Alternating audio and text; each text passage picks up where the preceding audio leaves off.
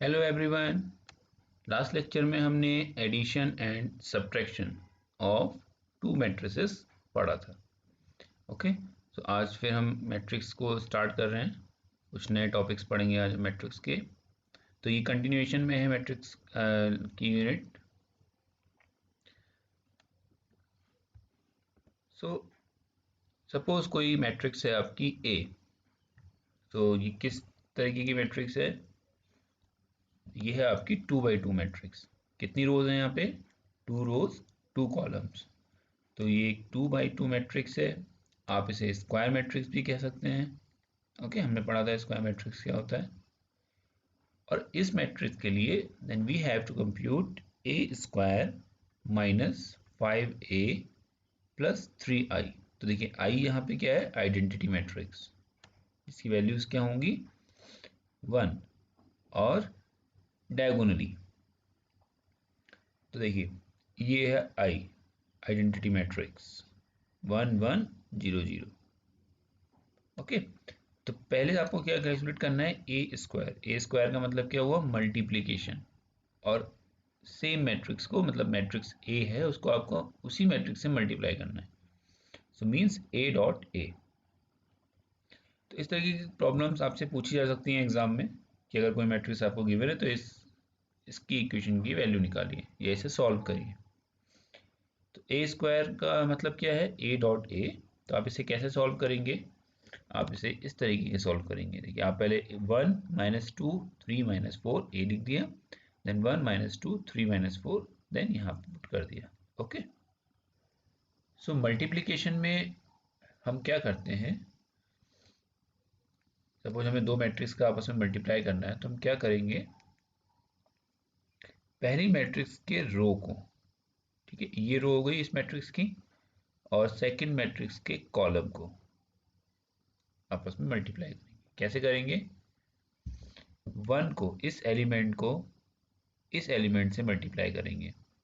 तो 1 × 1 प्लस -2 को 3 से मल्टीप्लाई करेंगे। कितना आएगा? -2 × 3।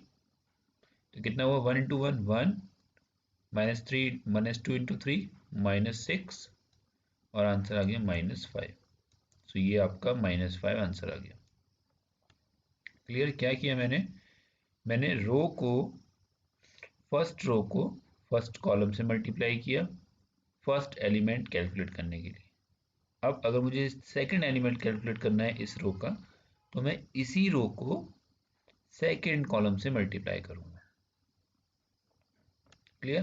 तो मैं क्या करूंगा? 1 को किससे मल्टीप्लाई करूंगा? चलिए इसको ऐसा करते हैं, यहाँ पे मैट्रिक्स फॉर्म में लिख लेते हैं थोड़ा सा बड़ा बना के। अब मैं 1 को किससे मल्टीप्लाई करूंगा? -2 से। सो 1 - 1 मल्टीप्लाई बाई -2, एंड देन क्या ऐड करूंगा इसमें? Plus -2 multiply by -4। कितना हो जाएगा ये? This is -2 plus -4 × -2 +8, and this is plus 6। Clear? अब इस एलिमेंट को कैलकुलेट करने के लिए, अब देखिए किस रो में है? सेकेंड रो में और फर्स्ट कॉलम। तो मैं सेकेंड रो को किससे मल्टीप्लाई करूंगा? इससे। Okay, clear? बात समझ में आ रही है? देखिए पहला एलिमेंट कैलकुलेट करने के लिए -5 कैलकुलेट करने, मतलब सॉरी, ये वैल्यू कैलकुलेट करने के लिए मैंने फर्स्ट रो को फर्स्ट कॉलम से मल्टीप्लाई किया। So this is 1 × 1 plus -2 × 3। Then second को कैलकुलेट करने के लिए मैंने 1 - 2 को किससे मल्टीप्लाई किया, मतलब इस रो को किससे मल्टीप्लाई किया? इस कॉलम से। So this is 1 × -2 plus -2 × -4. Clear? So 1 × -2 और -2 × -4, आंसर कितना आया? 6। अब मुझे सेकेंड रो का फर्स्ट कॉलम का एलिमेंट कैलकुलेट करना है, तो मैं क्या करूंगा? सेकेंड रो को फर्स्ट कॉलम से मल्टीप्लाई करेंगे। कितना होगा देखिए, 3 इंटू 1, सो 3 को आपने 1 से मल्टीप्लाई किया, plus -4 into 3, so plus -4 into 3, तो ये हो गया 3, ये हो गया -12 और आंसर आ गया -9।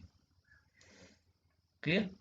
अब देखिए इस एलिमेंट को कैलकुलेट करने के लिए मैं क्या करूंगा, इस रो को इस कॉलम से मल्टीप्लाई करूंगा, तो ये क्या हो जाएगा आपका 3 इंटू -2, सो 3 into -2 plus -4 into -4, -4 into -4। Clear. Okay, तो आई होप कोई डाउट नहीं है इसमें अभी तक। तो दिस इज -6, -4 इंटू -4 कितना होगा, +16, एंड देन सॉल्व करके कितना आ जाएगा 10। ओके, सो ये बन जाएगी आपकी -5, 6, -9 एंड 10। तो देखिए मैंने काफ़ी सिंपल और इजी वे में आपको समझाया कि किस तरीके से दो मैट्रिसेस को मल्टीप्लाई करते हैं। सो आई होप ये आपको समझ में आया होगा।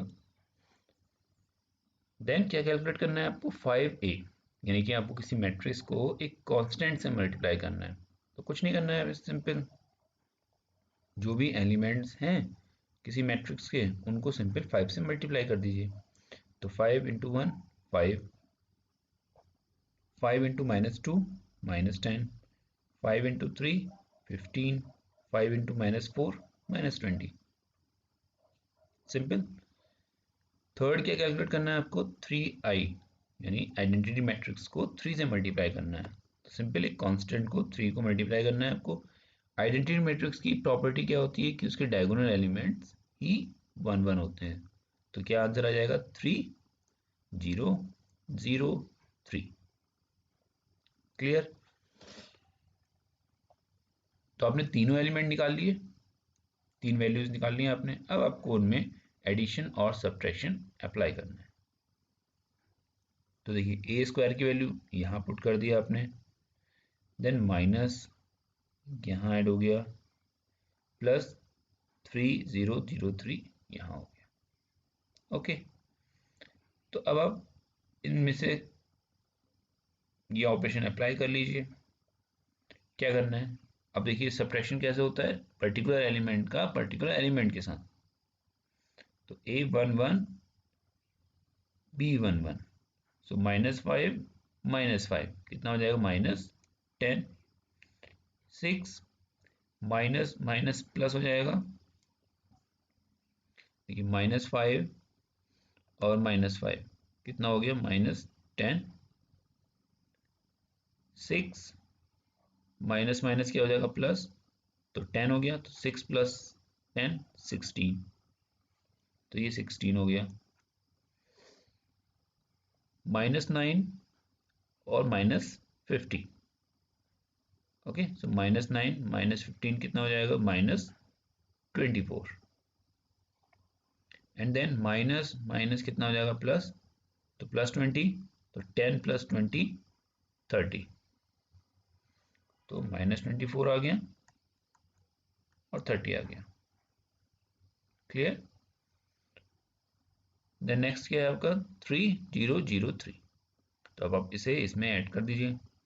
-10 + 3 कितना होगा, -7, 16 + 0 16, -24 + 0 -24, 30 + 3 33। ओके, सो ये आपका आंसर आ गया किस चीज का, a² - 5a + 3i। I hope ये एग्जाम्पल आपको समझ में आया होगा। तो इस तरह के क्वेश्चंस आपसे एग्जाम में पूछे जा सकते हैं। क्लियर। चलिए आगे बढ़ते हैं। सो नेक्स्ट टॉपिक है आपका ट्रांसपोज ऑफ अ मैट्रिक्स। तो ट्रांसपोज क्या होता है किसी मैट्रिक्स का। Suppose A I J be a matrix of order m into N. तो कोई मैट्रिक्स है आपके पास जिसका ऑर्डर कितना है m इंटू एन, तो उसमें m रोज हैं n कॉलम्स हैं। The transpose of A denoted by a t of order n by m is obtained by interchanging rows into columns of A। तो बहुत ही सिंपल है, कोई मैट्रिक्स A आपको दी गई है, A ट्रांसपोज आपको निकालना है। इस मैट्रिक्स का जो ऑर्डर है that is m by n।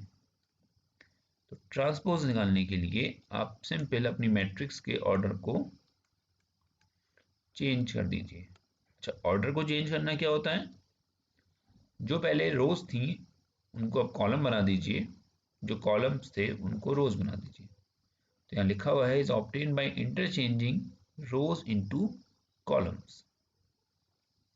चलिए इसका सिंपल सा एक एग्जांपल देखते हैं। कोई ये मैट्रिक्स गिवन है जिसके एलिमेंट्स हैं, तो फर्स्ट रो क्या है 1 2 5, सेकेंड रो क्या है 3 4 6। क्लियर। कॉलम्स क्या हैं 1 3 2 4 5 6। ओके, कैसी मैट्रिक्स है 2 by 3, तो 2 रोज हैं और 3 कॉलम्स हैं। सिंपल। अब इसको मुझे क्या करना है, जस्ट इसके ऑर्डर को 2 by 3 से क्या बना देना है 3 by 2। तो क्या हो जाएगा 3 रोज हो जाएंगी और 2 कॉलम हो जाएंगे। तो अब जो होगा वो 2 कॉलम हो जाएंगे और 3 आपकी रोज हो जाएंगी। पहली चीज, ठीक है। करना कैसे, जो रो के एलिमेंट्स हैं वो अब कॉलम के एलिमेंट्स बन जाएंगे। तो रो 1 का एलिमेंट क्या है 1, रो 2 का क्या है 3, तो अभी क्या बन जाएंगे 1 3। सिंपल, जो रो में लिखा है उसे कॉलम में लिख दीजिए। 2 4 2 4 5 6 5 6। ओके, तो पहले ये कॉलम में था 5 6, अब किस में आ गया रो में 5 6। तो पहली रो क्या हो गई 1 3, दूसरी रो 2 4, तीसरी रो 5 6। पहला कॉलम क्या हो गया 1 2 5।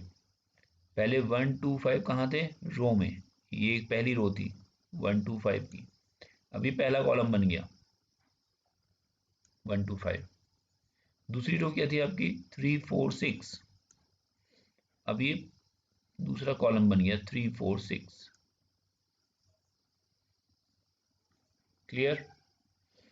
तो ये होता है आपका ट्रांसपोज ऑफ मैट्रिक्स। तो हमें इसका एप्लीकेशन अभी देखना है आगे, कहीं हम इसको यूज करेंगे, इसीलिए हम ट्रांसपोज ऑफ मैट्रिक्स कैलकुलेट करते हैं।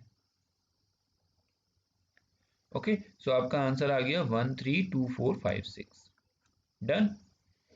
चलिए आगे बढ़ते हैं। तो ये हो गया आपका transpose of matrix. Okay, so next है आपका डिटर्मिनेंट। तो अब हम पढ़ेंगे कि किसी भी मैट्रिक्स का डिटर्मिनेंट क्या होता है। Okay, so determinant is a scalar value that is a function of the entries of a square matrix. तो कोई भी आपकी मैट्रिक्स 2 by 2 3 by 3, इन मैट्रिक्सेस का डिटर्मिनेंट कैलकुलेट किया जाता है। So it is denoted by determinant of a. So हम इसे डिटर्मिनेंट ऑफ ए कहते हैं, हम इसे मॉड ए भी कहते हैं। ठीक है। So it may be real, complex, positive, negative और zero. So matrix is an array has no numerical values. तो मैट्रिक्स जो है वो बेसिकली क्या होता है एरे होता है, रोज और कॉलम्स में डिवाइड होता है और उसमें हर एलिमेंट की कुछ वैल्यू होती है। बट डिटर्मिनेंट क्या होता है, determinant is has a numerical value, means ये एक स्केलर वैल्यू देता है आपको। अभी हम देखेंगे कि डिटर्मिनेंट कैलकुलेट कैसे करते हैं। ओके, तो जब हम इसे कैलकुलेट करते हैं तो हमें सिंगल वैल्यू देगा, and that value may be complex, positive, negative, zero भी हो सकती है। क्लियर। तो सीधे हम उसके एग्जाम्पल पे आते हैं कि उसे कैसे कैलकुलेट किया जाता है और क्या यूज है डिटर्मिनेंट का। ओके, तो आपको बस इसमें ये याद रखना है, आपको ये पता होना चाहिए डिटर्मिनेंट ए लिखा कैसे जाता है और उसे कैलकुलेट कैसे किया जाता है। चलिए, सपोज आपके पास कोई मैट्रिक्स है 2x2 मैट्रिक्स और उसके एलिमेंट्स हैं A B C D for example. तो देखिए कैसे आपको डिटर्मिनेंट कैलकुलेट करना है। आप पहले एलिमेंट से स्टार्ट करेंगे, उसको उसके डायगोनल से मल्टीप्लाई करेंगे, क्लियर, माइनस साइन लेंगे और इस डायगोनल को मल्टीप्लाई करेंगे, क्लियर। मैंने क्या कहा, मैंने कहा आप फर्स्ट एलिमेंट से स्टार्ट करेंगे। फर्स्ट एलिमेंट क्या है आपका ए, उसे उसके डायगोनल से मल्टीप्लाई करेंगे, आंसर क्या आएगा ए डी, माइनस जो रिमेनिंग डायगोनल है बी सी, उसे मल्टीप्लाई करेंगे और आंसर क्या आएगा बी सी, और साइन क्या होगा मतलब minus, so A D minus B C, simple for 2x2 matrix. तो कोई भी एक छोटा सा एग्जांपल ले लेते हैं, 3 2 4 1। जल्दी से इसका डिटर्मिनेंट कैलकुलेट करके बता दीजिए। 3 into 2 6 minus 4, so answer is 2। Simple है, ओके। चलिए अब हम देखते हैं 3x3 मैट्रिक्स। चलिए अब एक मैट्रिक्स लेते हैं हम 3x3 मैट्रिक्स और उसके डिटर्मिनेंट को कैलकुलेट करते हैं। तो ये एक जनरलाइज मैट्रिक्स है, मीन्स यहाँ पे वैल्यूज नहीं गिवन है, कुछ variable A B C D की फॉर्म में यहाँ लिखा गया है। तो इसे हम कैसे कैलकुलेट करेंगे, अब इसे थोड़ा ध्यान से देखिएगा क्योंकि ये 3x3 मैट्रिक्स है, थोड़ा सा कॉम्प्लेक्स है। तो आपको स्टार्ट कहाँ से करना है, फर्स्ट एलिमेंट से। फर्स्ट एलिमेंट क्या है आपका ए, ओके ए, सो आपने ए लिखा। फर्स्ट एलिमेंट लिखने के बाद आप उसकी रो को और उसके कॉलम को भूल जाइए, यानी इन दोनों एलिमेंट्स को और इन दोनों एलिमेंट्स को भूल जाइए, ठीक। क्या बचा, ये, इसे लिख लीजिए E F H I, simple. चलिए इसे हटाते हैं, पहला एलिमेंट हो गया। बात समझ में आई मैंने क्या कहा, फर्स्ट एलिमेंट लीजिए,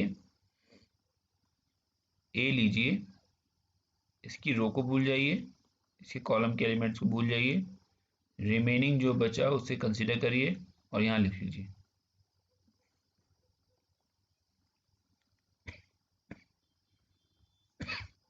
ओके नेक्स्ट, अब आगे बढ़ते हैं। दूसरा एलिमेंट क्या है फर्स्ट रो का, बी, तो माइनस साइन लगेगा। क्या साइन आएगा, माइनस।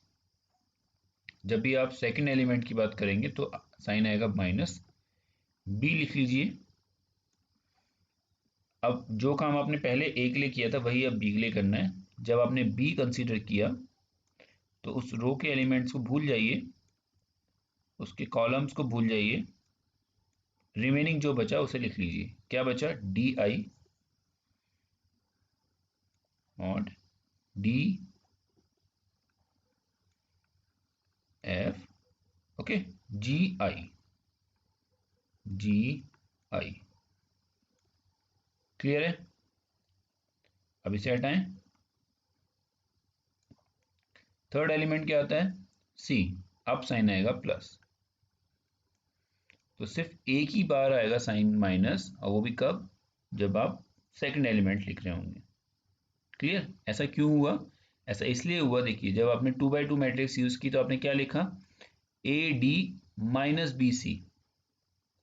तो आपने पहला डायगोनल लिया, उसके बाद आपने दूसरा जब डायगोनल लिया तो उसको माइनस किया, तो वही चीज यहाँ पर हम कर रहे हैं। पहला डायगोनल हमने लिया ए, देन ये एलिमेंट लिख के, देन माइनस बी, क्लियर, और उसके बाद सब पॉजिटिव आएंगे। तो आपने सी को कंसीडर किया, इसकी रो को भूल जाइए, इसके कॉलम को भूल जाइए, क्या बचा,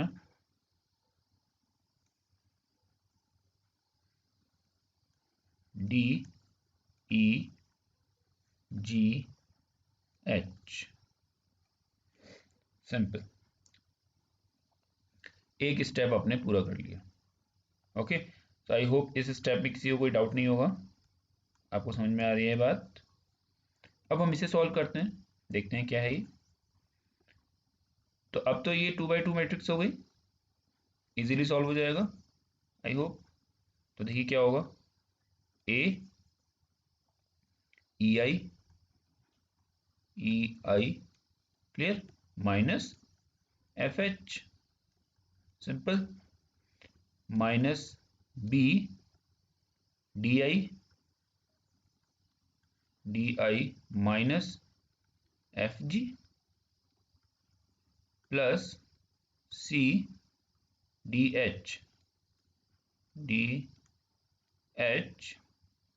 माइनस जी ई। क्लियर है, सिंपल, आपने जो 2x2 मैट्रिक्स सॉल्व किया वही आपने यहाँ पे लिख लिया इसी तरीके से। तो ए कॉमन है, e i minus f h minus b d i minus g f plus c d h minus g. चलिए अब इसे मल्टीप्लाई कर लीजिए, तो क्या बचेगा, a e i minus a f h minus b d i plus हो जाएगा b f g plus c d h minus c g e. तो ये आ गया आपका डिटर्मिनेंट आंसर। क्लियर, तो देखिए a e i minus a f h minus b d i plus b f g plus c d h minus c g e. So this is the value of determinant. So I hope 2x2 matrix का determinant कैसे calculate करते हैं, 3x3 matrix का determinant कैसे calculate करते हैं, ये आपको समझ में आ गया होगा। तो अब दो एग्जांपल ले लेते हैं सिंपल से। 2x2 का तो मैंने आपको समझा ही दिया है, तो आप यहाँ पे जस्ट इसका आंसर बताइए क्या होगा। तो देखिए क्या होगा, -2 माइनस -1 इंटू 3 कितना होगा, -3, तो minus minus plus 3, answer is 1, simple, तो आंसर इज 1। क्लियर, चलिए अब 3x3 का कैलकुलेट करते हैं। तो मैंने आपसे क्या कहा, 2 लीजिए, इसके रोज और कॉलम्स को कंसीडर मत करिए, बचे हुए एलिमेंट्स को लिख लीजिए, माइनस साइन लगाइए, 0 0, उसकी रो उसकी कॉलम को छोड़िए, 5 1 9 8 रिमेनिंग को लिखिए, प्लस 4, उसकी रोज उसकी कॉलम को छोड़िए, 5 -1 9 7। अब इसे आपस में सॉल्व कर लीजिए, 2 -1 इंटू 8 -8 -7। तो बस इस साइन का आप ध्यान रखिएगा कि कहाँ, जैसे इसकी मल्टीप्लिकेशन की फिर -1 इंटू 7 होगा, -0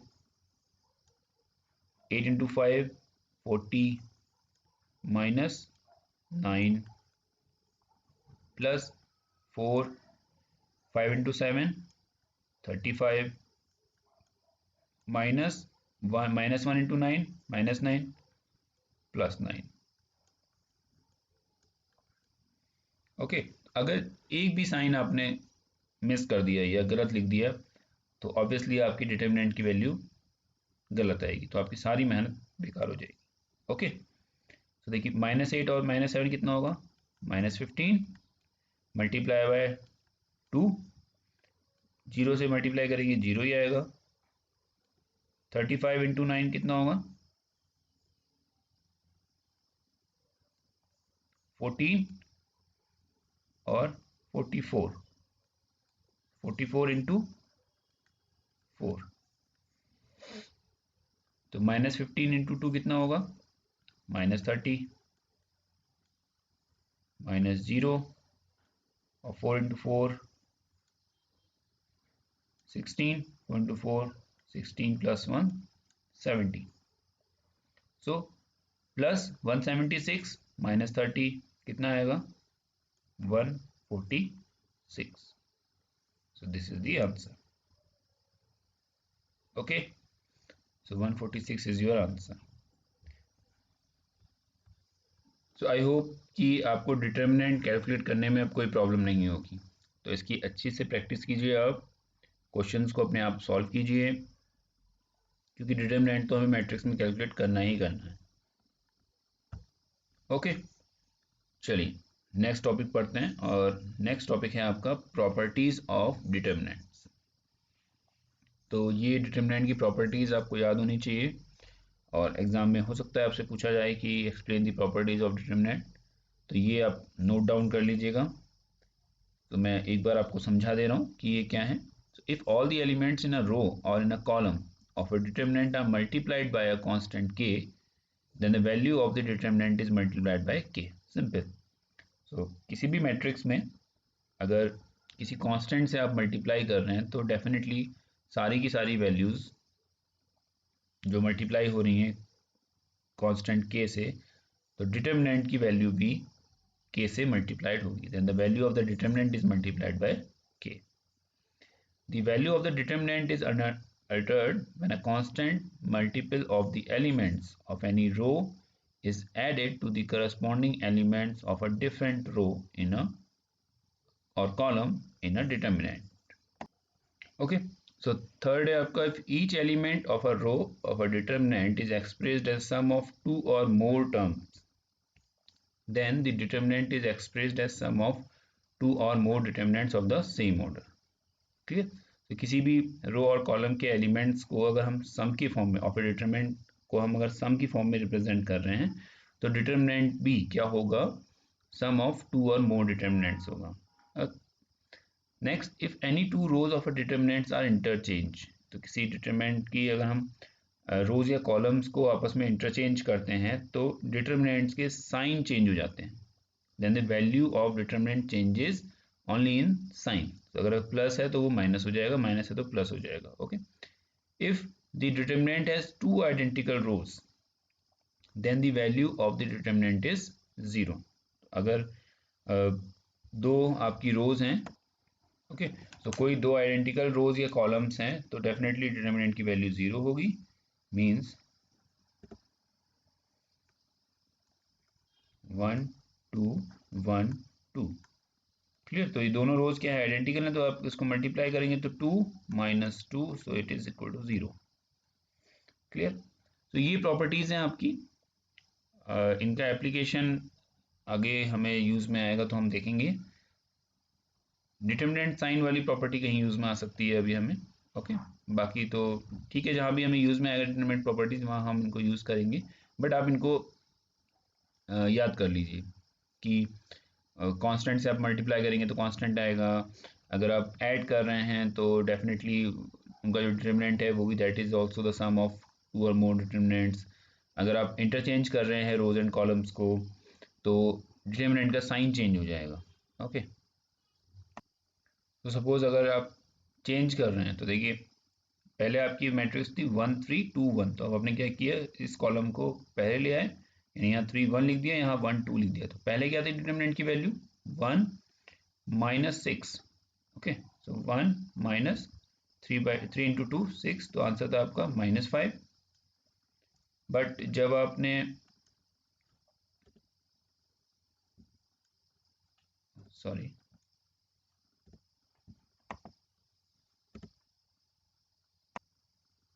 ओके, सो आंसर था आपका -5।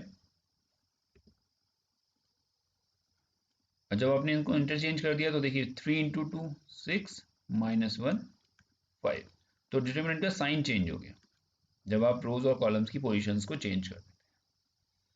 ओके, सो आज की क्लास के लिए इतना ही। नेक्स्ट क्लास में हम कोफैक्टर्स और माइनर्स के बारे में पढ़ेंगे। तो आज हमने डिटरमिनेंट कैलकुलेट करना सीखा, एक क्वेश्चन सॉल्व किया मैट्रिक्स का जिसमें हम मल्टीप्लिकेशन आइडेंटिटी मैट्रिक्स को किसी कांस्टेंट से मल्टीप्लाई करना, ये सारी चीज़ें सीखी। तो आई होप आपको ये पॉइंट समझ में आए होंगे, आप इनकी प्रैक्टिस कीजिए। तो नेक्स्ट लेक्चर में मिलते हैं मैट्रिक्स के कुछ नए टॉपिक्स के साथ। Okay, thank you.